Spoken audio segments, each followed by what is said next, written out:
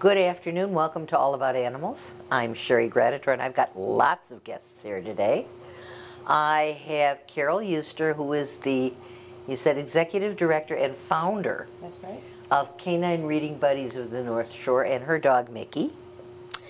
I have Wendy Ellis, who is a team member, and her dog Maggie, and you say this is Maggie's retirement year. Yes, this is her Maggie's retirement gig. Year. Yep. And we've visited with them, or at least with Carol in the past, but the organization has grown like Topsy. And I think it's time that everybody realized just what these people, take it back, just what these dogs and their people are accomplishing. You don't mind if I do that, do you? No. You put it in the right order. Okay. When first we spoke many years ago, you were fighting to get into the schools. You were going on a very intermittent basis to the library, and that was pretty much how you got started. And I think you had 2 or 3 teams only at that point. Where are you now? Right.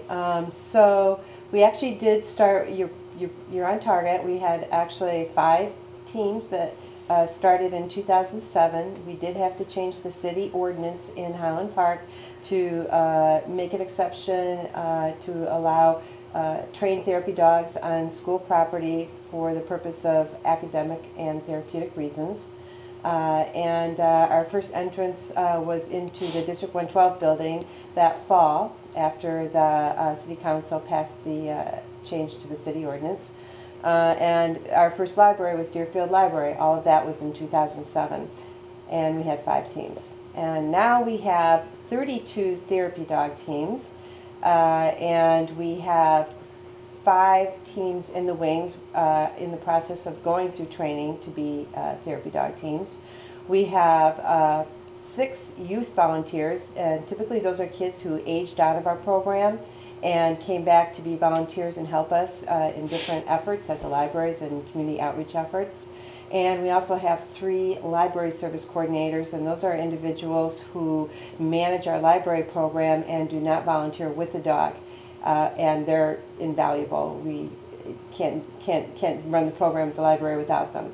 So we've pretty much gone upwards to around 41 volunteers right now total, and are continuing to grow. How many school districts? We are in School District 112 and 113. 113 is the high school, Highland Park High School, where we do community outreach during finals week. We come in with therapy dog teams to conduct stress relief clinics for the staff and the students. That's very cool. That is very cool. And you've branched out. Before we talk about branching out, we told you, what's a therapy dog? So I'm going to turn that over to Wendy Ellis. Do you want to explain what a therapy dog is? A therapy dog is a dog that passes the Canine Good Citizen exam, so they can do the basic sit, stay, come things. And then beyond that, they have to go through some testing with their owner where they can go. Yeah, Maggie. Where they can go in, maybe for example, we were tested in a nursing home where we have to be able to get close to the bed where the person is laying, and that the dog can approach them and be gentle and not jump all over the bed or do anything crazy. They have to be able to go near maybe a wheelchair. They have to be able to sit and be calm when told. They need to be in control, basically, and they need to be responsive to their owner, but also be willing to give of themselves to another person, too, so that they're giving therapy. And it can be in many different ways. It doesn't have to be reading with the child. It can be like working in a nursing home, or there's many different ways that they can give their therapy. Okay. Reading with a child was how this started. And what was the rationale behind using a dog for reading with a child? Right. I'm just going to back up just 1 second, though. The therapy dog registry that we use is Therapy Dogs Incorporated. For anybody interested to see what it is that they test for, they can go online to therapydogs.com. Very, very neat. So if someone's interested in doing this and wants to find out if their dog can accomplish what needs to be done, they can check up front. Exactly. They can. Exactly. Okay, go back. We're going to go back because there's so much I want to cover in so little time. Why reading to a dog? reading to a dog, just being in a room with a dog without even petting a dog, studies show lowers blood pressure and reduces anxiety. And a struggling reader has typically both of those issues when, especially they're reading to a stranger or an adult, if they're already struggling.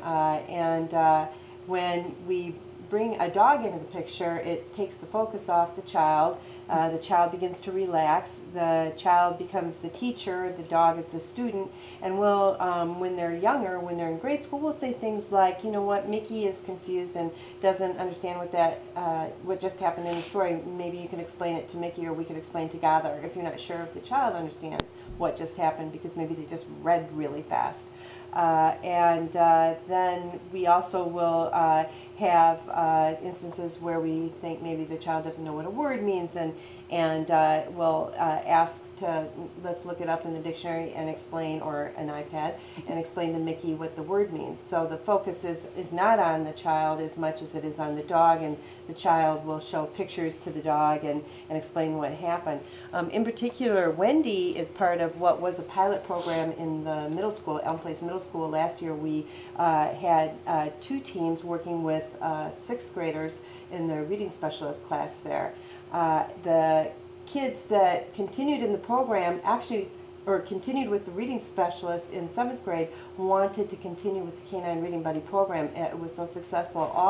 All their test scores showed that they did increase on the standardized tests in their reading and comprehension. We can't say it's all because of us, but we can say that we help motivate them. Yeah, because dogs are non-judgmental. Exactly. Absolutely. We motivate them to want to read, and they look forward to it. And the absenteeism goes down because they don't want to miss the day they're reading to the dog. So when these kids moved into 7th grade, we had to have somebody work with the 6th grade kids in the reading specialist class, and so entered Maggie and Wendy. And she can actually tell you a little bit about what she does with her students. Yeah. I have 3 kids that I work with that were pegged as kids that needed a little bit of extra help with reading, and 2 of them are non-native speakers, so they have come from a different country and it's not their first language, so we work a lot. They're moving up levels. They're not quite at 6th grade level yet, so we're trying to get them up to 6th grade level, at the same time helping them with pronunciation and even just inflection in their voice, doing the words the correct way, and then really understanding the what happened in the story. Was that realistic fiction? Was that nonfiction? Trying to get kind of a whole picture of the book and not just reading the book. So we get to do a lot together, and at the same time they're petting the dog the whole time. So it's very calming. It's not like I'm the teacher that's grading them or doing anything. We're working a little bit more intensely than we do at other places, maybe at a library, just because they're 6th graders and they can handle it. But it's fun for them because it's very calm, but we're helping them learn so much about literacy and loving the books that they're reading.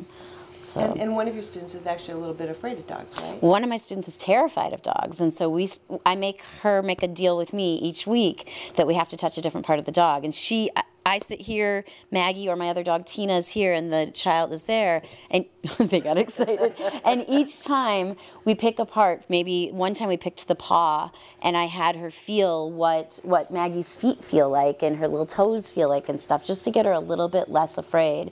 And I have to say she's getting better. She can't sit with the dog, but she's next to the dog. She can't get completely in and rub her as much, pet her as much as the boys can, but she's touching her, and so she's getting a little bit over her fear, which to me is huge. I would love for her to do that. That's a huge thing. Right. We have about 4 or 5 minutes left, guys. Okay. You've been doing outreach programs. Right. And I'd love to touch on them because this is a whole broadening of your organization. Exactly. So in addition to the schools, we're in grade schools and middle schools and also libraries on the North Shore. We've made great efforts at conducting community outreach where therapy dogs typically haven't been before. And so our recent community outreach was with the sailors from the Great Lakes Naval Base. They were bused from the base to Highwood to go to a dinner at O'Karis, and we had 9 therapy dog teams greet them when they came in, and it was heartwarming. The sailors all commented it had been over 4 months since they'd pet a dog, and the only dog they see is the bomb-sniffing dog, which they can't pet. So they just shared stories of when they, with their pet, about their pets at home. So on Valentine's Day, we're again going to visit the sailors only at their base in Waukegan, and we're bringing therapy dog teams, 9 therapy dog teams, and we had 5th graders who do service projects for us create Valentine's Day cards that we're going to be delivering to the sailors. Lots of cute notes. And we're really excited about that. And in addition to the Sailors Outreach, we're also partnering with the Glencoe Rotary Club. On June 14th, they're going to be working with us to hold their first annual pancake breakfast hosted by the Rotary Club and the Canine Reading Buddies at the TACF Recreation Center in Glencoe. So that's exciting too. And we'll have therapy dog teams for kids to read to along with eating their pancakes. Do they get to share the pancakes with you? I was going to say. I can tell you, Mickey would love a pancake or two. I'm quite certain of it. And did I read that you were doing nursing home visits as well? Teams on their own may visit a nursing Okay. home, but Canine Reading Buddies doesn't organize nursing home visits. So basically, your major push toward outreach has been with the military who need it. I mean, these guys need something to reduce the stress. These are young guys. They're far away from home. And women. And women. Right. Yeah. They're like 18 to 22 years old. When I say guys, I mean Yeah. both. Yeah. Yeah. So it's been a very rewarding experience on both sides. We also conduct outreach during the summer at events such as Woofstock that is held in Highland Park, and we also do the 4th of July parade,